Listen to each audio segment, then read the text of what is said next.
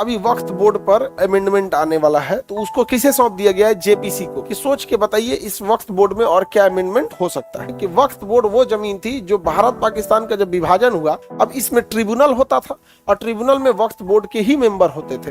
अब इसमें गवर्नमेंट क्या एक्शन लेगी क्या नहीं, जब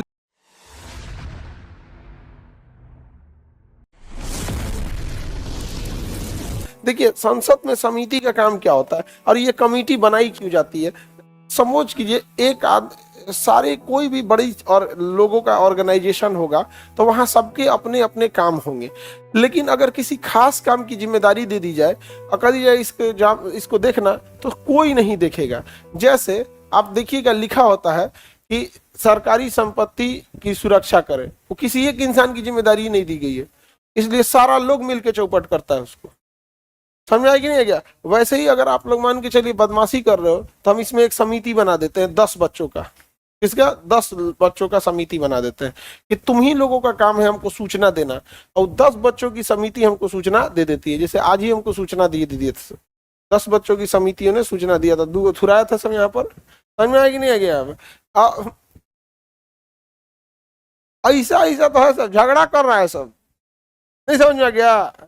रसीद पे लिखा रहा है कि गरीबी रेखा के कारण फीस देने में समर्थ नहीं है। नहीं समझ में आ गया? रसीद पे लिखा है कि फीस देने में समर्थ नहीं है। समझ में आ गया? समय दे दिया जाए अतिरिक्त, यहाँ बैठ के फटानी। नहीं समझ आ रहा है? अधजल गगरी छलकत जाए। और ये हाँ ये यहाँ अब हम लोग की बिहार की ये समस्या है। यहाँ पर घमंडे मातल रहते हैं सब आदमी। ईएमआई का फोन लेके बैठेगा, पुराया सब सुबह सुबह समिति बना देते हैं। वैसे लड़की सब में कुछ समिति बना देते हैं, लेकिन कोई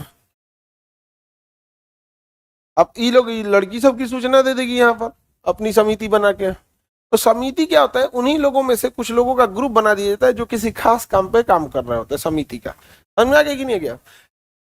तो ऐसे ही संसद में, लोकसभा में भी इतने लोग होते हैं, राज्यसभा में। समझ में आ गया कि नहीं आ गया? लोकसभा और राज्यसभा दोनों जगह सदस्य होते हैं। लोकसभा और राज्यसभा में अगर कोई विशेष काम करना है तो उसकी क्या बना दी जाती है?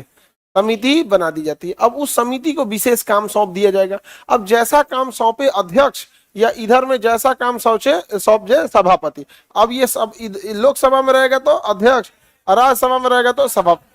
लेकिन प्रॉब्लम क्या हो जाती है, जब कई बार जेपीसी बनाई जाती है, joint parliamentary committee, joint parliamentary committee, JPC. अब इसमें लोकसभा का भी रहेगा, राज्यसभा का भी रहेगा। अब इसको लीड कौन करेगा? अलग अलग चीज हो जाते हैं लीड करने के लिए जेपीसी में। तो इसको कौन लीड करेगा? जैसे अभी वक्फ बोर्ड पर अमेंडमेंट आने वाला है, तो उसको किसे सौंप दिया गया है? जेपीसी को, ज्वाइंट पार्लियामेंट कमेटी को। कि सोच के बताइए इस वक्फ बोर्ड में और क्या अमेंडमेंट हो सकता है। अब वक्फ बोर्ड पे जैसे वो लोग अमेंडमेंट करके लाएंगे तब तक हम आप लोग को समझा देंगे। समझा गया? अभी फिलहाल के तौर पे समझिए कि वक्फ बोर्ड वो जमीन थी जो भारत पाकिस्तान का जब विभाजन हुआ तो यहाँ से बहुत सारे मुस्लिम कहाँ चले गए? पाकिस्तान चले गए। तो उनकी जो जमीनें रह गई वो एक बोर्ड को सौंप दिया गया, वक्फ बोर्ड को, और कहा गया कि ये जमीनों को ये बेच नहीं सकते हैं। वक्फ बोर्ड की जमीन वो बेच नहीं सकते हैं। हाँ, इसे रेंट पे लगा सकते हैं, अनाथ आश्रम खोल सकते हैं, अस्पताल खोल सकते हैं, समाज की भलाई के लिए काम कर सकते हैं, बट बेच नहीं सकते हैं। समझ में आ गया कि नहीं आ गया? यहाँ पे तो वो जमीनें, दिक्कत कहाँ आई कि जमीनी विवाद तो आजादी से पहले भी चल रहे थे, उस समय भी जमीन के विवाद होंगे और अभी भी जमीन के विवाद है। तो दो तरह का विवाद इसमें ज्यादा आ गया। एक तो है नहीं यहाँ पर, अब उसके जिसका है ये नहीं तो विवाद को अब 5 बीघा छोड़ के गया, कोई 6 बीघा कह दे तो ये तो पकड़ के उसको ला, या तो पूरा उसका लेखा जोखा तैयार करो। अब इसमें ट्रिब्यूनल होता था और ट्रिब्यूनल में वक्फ बोर्ड के ही मेंबर होते थे। अब इसमें गवर्नमेंट क्या एक्शन लेगी क्या नहीं, जब इस पे रिपोर्ट आएगा तो हम समझेंगे। यहाँ पर तो किसी भी चीज की जांच के लिए किसे सौंपा जाता है? समिति के।